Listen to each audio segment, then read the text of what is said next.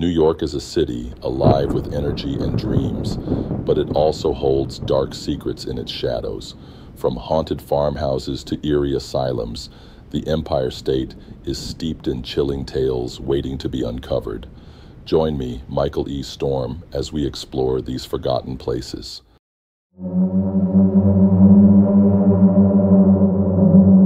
When most think of New York, they picture glowing skyscrapers, Broadway lights, and the heartbeat of the city that never sleeps. But behind the bustle lies a darker truth. From haunted farmhouses to mansions of power, from asylums to hotels dripping with tragedy, New York hides some of America's most chilling hauntings. Tonight we walk into the shadows of the Empire State. This is Fusion Minute Mysteries, and I am your guide, Michael E. Storme, on the Amityville Horror House, Amityville, Long Island. In 1974, Ronald DeFeo Jr. shot and killed 6 members of his family inside their Dutch colonial home on Ocean Avenue. The murders alone were horrifying, but the story didn't end there. When George and Kathy Lutz moved in the following year, they fled just 28 days later, claiming the house was alive with evil. Green slime oozed from the walls, crucifixes twisted upside down, and phantom voices demanded they leave. Their account became a best-selling book and a Hollywood franchise. News outlets from the New York Times to Newsday covered the murders and the bizarre aftermath. Whether hoax or horror, locals still cross the street rather than pass the house, its windows shaped like eyes, forever watching. Rolling Hills Asylum, East Bethany. Once the Genesee County poorhouse, Rolling Hills opened in 1827. Thousands of the poor, mentally ill, and orphaned lived and died within its walls. Today, it is infamous for shadow figures that dart across the hallways, especially the shadow hallway, where investigators have captured tall, dark silhouettes moving against the walls.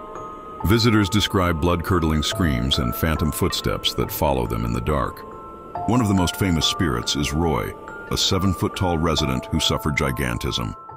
Guests report feeling his towering presence brush past them.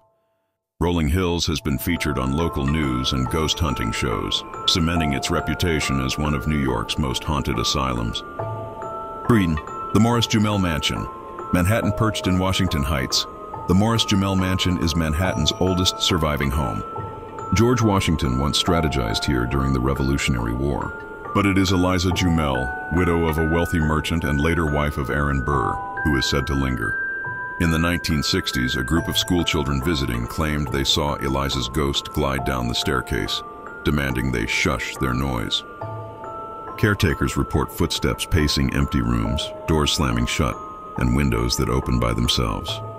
Even the New York Daily News has published accounts of strange happenings here. Some believe Eliza is protecting her legacy. Others fear she's trapped in the very home where she schemed her way through history. The Hotel Chelsea, Manhattan. For over a century, the Chelsea Hotel was a sanctuary for artists, writers, and rock stars, but its walls also absorbed tragedy. Dylan Thomas drank himself to death after collapsing here in 1953. Sid Vicious of the Sex Pistols allegedly stabbed his girlfriend Nancy Spungen to death in room 100. Guests have since reported seeing Nancy's spirit in the hallways, pale and weeping. Lights flicker, doors slam, and cold gusts sweep through locked rooms. Residents told the New York Post of encounters with shadowy figures that matched no living guest. The Chelsea remains an icon of bohemian culture, but its hallways echo with sorrow and restless souls who never checked out. Hinsdale House. Hinsdale, deep in western New York, sits a farmhouse so infamous that priests once attempted an exorcism on the land itself. The Hinsdale House, built in the 1800s, became notorious in the 1970s when the Dandy family reported relentless paranormal attacks, disembodied chanting, furniture levitating, and even apparitions of hooded figures outside their windows. A priest conducted an exorcism, but the activity only grew stronger. Paranormal investigators today still document growls, shadow figures, and physical scratches appearing on visitors' skin. The Buffalo News and other outlets have chronicled its dark reputation, calling it one of the state's most active paranormal hotspots. Some believe demonic forces are tied to the land itself, feeding on anyone who dares enter. Yet from Long Island to Manhattan, from asylums to haunted hotels, New York holds more than Broadway lights. It harbors shadows that refuse to die.